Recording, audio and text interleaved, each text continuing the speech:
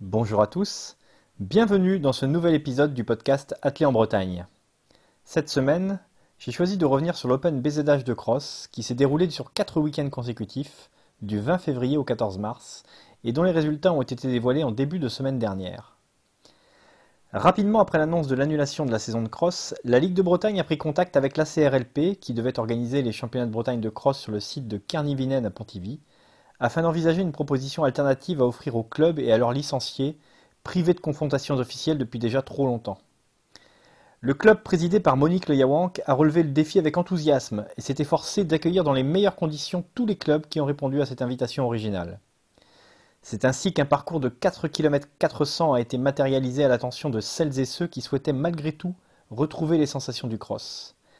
Les bénévoles de la CRLP, emmenés par le passionné Rémi Le Yaouank et assistés par la Ligue de Bretagne, ont accueilli au total 250 athlètes, dont une cinquantaine de minimes qui couraient sur une distance de 3 km 200. Ils ont dû pour cela faire preuve d'une belle disponibilité en étant présents 4 week-ends et 4 mercredis consécutifs. Ils ont eu à cœur de faire vivre autant que possible cet événement en offrant toutes les garanties d'équité aux athlètes, avec notamment un chronométrage impartial. Pour compenser un tant soit peu la cruelle absence du public, ils cumulaient les rôles de supporters, d'officiels, ainsi que de coach en donnant les temps de passage aux endroits stratégiques du circuit afin que les athlètes puissent se projeter sur leur temps final et éventuellement aller améliorer leur place dans le classement de leur catégorie. Pour parachever le travail, Gilles Kefelec a offert un album photo qui s'est voulu aussi exhaustif que possible afin que chacun puisse garder un souvenir de son passage à Carnivinen dans ces conditions si particulières. Même s'il n'a pas souhaité se mettre en avant, faisant avant tout valoir la réussite et l'engagement collectif de tout un club, j'ai pu longuement échanger avec Rémi Le Yaouank sur cette organisation. La passion transpirait de chacune de ses paroles. Il est important à mon sens de rendre hommage à tous ces bénévoles qui font vivre l'athlétisme au quotidien et dont le rôle prend une importance accrue en cette période difficile. Afin d'avoir une idée plus précise de ce qui s'est passé à Carnivinen à l'occasion de cet Open BZH de cross, j'ai pu recueillir les impressions des leaders masculins et féminins du classement final. Benoît Fanouillère, de la S22, champion de Bretagne de cross en titre, et Laure Bertrand, de l'EAPB, récente championne de France junior en salle du 1500 mètres. Je leur ai ainsi demandé de me raconter en quelques mots leur expérience de cet Open. Mon club avait pris un créneau un dimanche matin et donc on arrive là-bas, il y a 3-4 représentants de la Ligue qui sont là. Nous, je sais qu'on était en fin de matinée, donc il y avait déjà un club qui était sur place et qui donc eux étaient en train de s'échauffer, allaient partir courir. Ça se passe comme ça, on arrive, on a accueilli et puis après pas trop le temps d'attendre parce que finalement on a juste le temps, un temps d'échauffement et après on lance la course. Donc finalement l'échauffement ça consiste en voir un peu à quoi ça ressemble le parcours. Et puis après départ très simple. Enfin, moi je sais que j'ai eu la chance, on était pas mal de jeunes dans mon club à y aller, on devait être une petite quinzaine.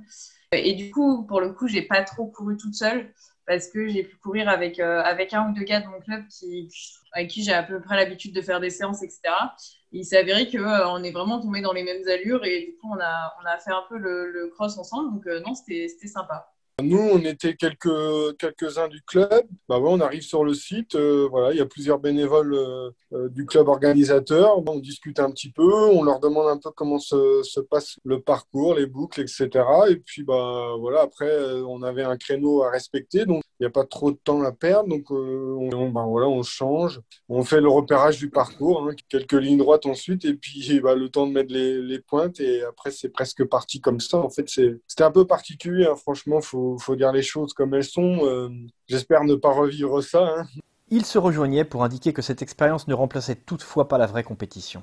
Pour être franc, non, pas vraiment, parce qu'il y avait. Bah, en plus, on était avec les gars de mon club, donc on a l'habitude de s'entraîner ensemble, donc on sait à peu près qui vaut quoi aux entraînements. Donc, non, faut dire que c'était très compliqué, parce que ouais, on était peut-être ouais, à peine 15 sur la ligne de départ. C'était très, très désert, hein. Donc, voilà, il y a un des bénévoles qui donne le départ, et puis voilà, on y va. Malheureusement, ouais, il n'y a pas le petit surplus d'adrénaline qui pourrait faire que voilà, on va chercher un chrono, une place ou quelque chose. Bon, c'était très, très particulier, il faut le dire. Mais après, voilà, faut souligner la belle organisation et voilà, et la mise en place de cette course-là qui a pu faire qu'on ait eu un petit classement, même si malheureusement, je regrette un peu qu'il n'y a pas eu plus de concurrence pour ma part des athlètes qui jouaient les premières places les années précédentes. Parce que je pense que je n'avais pas fait un chrono énorme, comme on dit, mais bon, après, ça l'a suffi pour gagner, donc tant mieux. Mais Je suis assez d'accord avec Benoît. Enfin, en plus, moi, pour ma part, c'est vrai que je revenais une semaine après les France de piste. Donc, en fait, je venais là vraiment sans pression. Et en fait, c'est vrai qu'au départ, on était dans notre groupe d'entraînement avec nous, on n'était que des jeunes. Donc, c'était vraiment bon enfant, quoi. On rigolait, on n'était pas du tout, je vais pas dire pas concentrés, mais enfin, si, on prenait ça à la rigolade.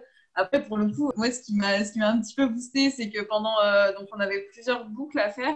Et à un moment, en passage à une boucle, j'ai un des organisateurs qui fait «Ah, super chrono, ça passe tous les je sais plus combien, machin et tout». Et là, je me suis dit «Ah, allez, on va jusqu'au bout, donne tout, arrache-toi jusqu'au bout». Mais c'est vrai que c'est pas pareil. En plus, on a la chance, quand on fait des crosses, les championnats de Bretagne de cross, c'est tout le public, c'est un contexte, quoi. Donc, c'est pas pareil quand même. J'ai pas vu ça de la même manière, quoi. Il n'y a pas le coup de feu au départ, quoi. Nous avons ensuite échangé sur le parcours. Les inquiétudes liées au fait que celui-ci empruntait en partie un hippodrome ont été levées. Moi, j'ai adoré le parcours. J'ai trouvé il manquait peut-être un peu de grosses relances, comme parfois on peut avoir dans nos crosses avec des bonnes petites côtes ou des bonnes montées descentes. Mais en fait, il était quasiment jamais plat. C'était toujours des petits faux plats montants, descendants, un peu partout. Des petits virages avec des petites relances. Et puis un sol. Nous, c'est vrai qu'on a eu le moment un peu plus sec. Mais bon, ça restait un terrain de cross. Donc, enfin, moi, j'ai adoré. C'est clairement le genre de parcours qui me correspond. Donc, j'ai adoré. exactement, c'est ce que j'allais dire. En plus, moi, j'avais vu la vidéo du parcours et je me suis dit, oh, un hippodrome. Bon, j'avais vu voilà, le tracé avec quelques lacets, etc. Puis je me suis dit, oh, bah, ça va être très roulant. Bon, tant pis, après, voilà, etc. Et en fait, non, pas du tout. C'était vachement usant comme parcours avec tous les lacets là. Et en fait, chaque lacet, parce que voilà, il faut dire que l'hippodrome, en fait, il est légèrement en dévers. Donc, en fait, dès qu'il y avait un lacet, il y avait une montée, en fait. Et donc, non, c'était un parcours vachement usant. Et je pense que oui, pour un Bretagne de cross sur ce parcours-là, il y a moyen de faire quelque chose de bien sur ce parcours-là, clairement, voilà, avec un peu plus de boue et il y a quelque chose à faire. Les deux athlètes ont ensuite rendu hommage aux organisateurs pour avoir mené à bien ce projet malgré les vents contraires qui soufflent actuellement sur les compétitions de sport amateur. On a été super bien accueillis, puis en plus, bon, bah, après pour ma part, j'ai eu un accueil chaleureux parce que voilà, ils étaient contents d'avoir le champion de Bretagne en titre qui venait faire leur parcours et faut souligner ça parce que voilà, on a été super bien accueillis, des bénévoles qui avaient tout mis en place, il y avait des chronométreurs officiels, faut dire aussi, certains que je connais aussi, donc c'était une très bonne ambiance, un parcours ouais, qui était super bien fléché, on était à l'aise, voilà, c'était une très belle organisation et je pense qu'ils seront largement à la hauteur pour accueillir des championnats de Bretagne, je pense, sans souci pour l'année prochaine, je l'espère. Ah oui, carrément, je suis assez d'accord. Je trouve que bon, finalement, c'est vrai, on n'est pas dans le contexte, comme on a pu le dire tout à l'heure, du vrai cross, avec la vraie ligne et les vraies sensations de départ. Mais franchement, c'est tellement. Enfin, je pense qu'il n'y a aucune autre région en France qui a organisé ça. Là, on était quand même sur un parcours équitable. On a pu tous venir sur le même parcours, avec des chronos de personnes de la Ligue. Donc, on est sûr que c'est pas influencé par quelqu'un du club ou choses comme ça. Je pense que ouais, ça a pu créer un semblant d'engouement et franchement, je trouve ça top l'idée qu'ils ont eue et ils l'ont mené jusqu'au bout. Et non, franchement, en plus, ils ont mis ça sur de nombreux week-ends, donc ça permettait à vraiment tous ceux qui voulaient venir de pouvoir venir le faire. Donc, moi, franchement, j'ai trouvé que c'était une super initiative de faire ça. Après avoir échangé sur cette animation inédite proposée donc par la Ligue de Bretagne et mise en musique avec enthousiasme et sérieux par la CRLP, j'ai interrogé Benoît Fanouillère sur la façon dont il vivait cette période sans compétition, alors qu'il vient de mettre en place un projet personnel de professionnalisation de sa pratique. Bah ouais, forcément c'est compliqué parce que moi voilà, j'ai mis en place un projet professionnel pour essayer de voir jusqu'où je peux aller. Voilà, parce que j'avais un boulot qui me demandait un petit peu de temps. Je suis pas un décorateur de métier et j'étais dans une petite entreprise où je pouvais pas me libérer du temps, clairement. Sauf que voilà, si on veut faire un sport de haut niveau, il faut clairement se libérer du temps ou avoir des horaires aménagés. Et c'était compliqué. Donc, j'ai essayé de mettre un projet en place. Donc depuis le mois de octobre, je bosse à la commune de Loudéac, en fait, à mi-temps, ce qui me permet de me libérer du temps pour m'entraîner davantage, hein, bien sûr. Et à côté de ça, voilà, j'ai un certain nombre de partenaires qui suivent mon projet financièrement pour pouvoir exploiter au maximum le potentiel. J'ai envie dans quelques années, parce que voilà, le projet est sur 4 ans pour le moment, et de me dire au bout des 4 ans, d'essayer d'exploiter au maximum mes capacités et de ne pas avoir de regrets, et de dire voilà, j'ai tout tenté pour faire au mieux, parce que voilà, quand on avait commencé à évoquer que je pouvais rentrer dans les 20, voire 15 au championnat de France l'année dernière, après ma super saison de cross, ben voilà, je commençais à regarder le classement et me dire bon, les 15-20 premiers, voilà, c'est quand même des noms qui sont très cotés en course à pied. Et puis ces personnes-là ont un gros potentiel, hein. Peut-être que je ne l'ai pas, je ne sais pas, mais ces personnes-là, en tout cas, ont des horaires où font le job pour performer. Et voilà, je me dis que si moi, je ne mets pas des choses en place voilà, dans la course à pied, c'est très difficile de s'en sortir. Donc, je me suis donné les moyens moi-même. Ça a plutôt bien marché. Les partenaires que j'ai démarchés, voilà, j'ai essayé de démarcher autour de moi, hein, les gens que je connaissais, et j'ai eu très peu de refus. Donc, voilà, je ne peux que les remercier. En plus, c'est un projet sur 4 ans, comme je disais. Donc maintenant, eh ben, il va falloir montrer les couleurs, hein, du club et de ses partenaires. C'est que voilà, il faut que les compètes elles reprennent, parce que d'être le champion du monde de l'entraînement, ça ne sert pas à grand-chose. Donc voilà, il faut des compètes, hein, bien sûr. Il faut positiver, parce que j'ai mis ce projet en place et il a été, entre guillemets, facile à mettre en place, parce que je pensais pas que ça aurait été si facile avec, voilà, avec le virus, avec tous les contretemps qu'il y a pu avoir avec les entreprises. Je pense que beaucoup d'entreprises ont eu une période difficile. Et non, moi, il faut positiver, parce que voilà, j'apprends tous les jours, entre guillemets, de la course. Moi, je suis encore tout nouveau. J'ai encore beaucoup de choses à apprendre. J'espère avoir encore beaucoup de choses à montrer. Et non, voilà, j'ai le sourire comme d'habitude. Il faut toujours le garder, ça, parce que voilà, j'espère après être sérieux dans ce que je fais. Et justement, cet été, mettre encore des choses en place pour essayer de performer sur la piste. C'est ça aussi. Mon prochain objectif, c'est ça, d'essayer de faire une belle saison de piste. De son côté, Laure a vécu une année 2020 très différente, puisqu'après sa frustration liée à l'annulation des championnats de France de cross, elle a pu profiter de son statut d'athlète présente sur les listes de haut niveau pour concrétiser une belle progression et réaliser au mois de décembre dernier l'un des 10 meilleurs chronos français de tous les temps pour une junior sur 10 km route à Albi, 34 minutes et 37 secondes. Ouais, bah, c'est vrai qu'il s'est passé beaucoup de choses l'année dernière. La saison cross a été un peu particulière pour moi, avec une grosse déception après l'annulation des France. Et en fait, ouais, je sentais que je commençais à pas mal progresser, parce que bon, ça se ressent sur les séances. On voit bien que sur une même séance, quand c'est mieux, etc. Et en fait, le 10 km sur route, c'est déjà quelque chose qu'on avait en tête avec mon entraîneur, parce que je suis assez une coureuse de long, en fait. Et déjà, on avait pour projet donc, d'aller à Langueux faire les France de 10. Déjà, j'avais fait Avranches pour remplacer les fameux France de cross, ouais. Donc, c'était une course à Avranches. Je fais un chrono où je suis assez contente de mon chrono, mais c'est une course extrêmement particulière, parce que bah, j'y vais totalement démotivée, parce que j'avais juste un objectif en tête, c'était d'aller aux France de cross. Et voilà, donc c'était un peu la course de la consolation, mais bon, c'était un peu particulier. Et puis bah, surtout pas une prépa pour faire du 10 km, quoi. Donc après, il y a eu l'annulation des France de 10, et il y a eu pas mal d'annulations, ce qui fait que ça m'a un peu donné la rage quand j'ai vu l'annonce pour aller à Lille. Enfin, en fait, déjà, ce qui s'est passé, c'est qu'en novembre, j'ai eu la chance d'être listée, chose auquel je m'y attendais, mais absolument pas. J'étais la première surprise quand j'ai reçu le mail m'annonçant ça. Et donc, là, c'est là que j'ai compris que bah, cette année, ça allait être un sacré avantage d'être listée. Et donc, une semaine avant Albi, je reçois l'information qu'il y allait avoir un 10 km sur route qui allait être lancé pour tous les athlètes listés qui voulaient s'inscrire. Et en fait, c'est fait, mais totalement... ça a été fou, en fait. En une soirée, j'ai appelé mon entraîneur, je lui ai dit, voilà, j'ai vu ça, est-ce que tu es au courant? Il me dit, non, c'est quoi ça? Et je lui explique, et je lui dis, bah écoute, je sais pas, c'est complètement fou d'aller là-bas pour un week-end, j'ai pas de prépa 10 km. Mais je lui dis, en ce moment, en fait, j'ai juste envie, c'est de courir. je me sens bien. On sortait d'un mois de confinement où on avait pu avoir des dérogations pour s'entraîner et on s'était entraîné comme jamais. Donc, je me suis dit, mais là, j'ai juste envie, c'est d'y aller, quoi. Et je lui dis, mais je m'en fiche du temps que j'ai fait, j'ai juste envie de courir et de prendre plaisir à courir, quoi. Et il m'a dit, bah écoute, si t'as envie, vas-y, fonce. Et du coup, bah, c'est ce qui s'est passé et j'y suis arrivée. Pour moi, j'étais dans un monde.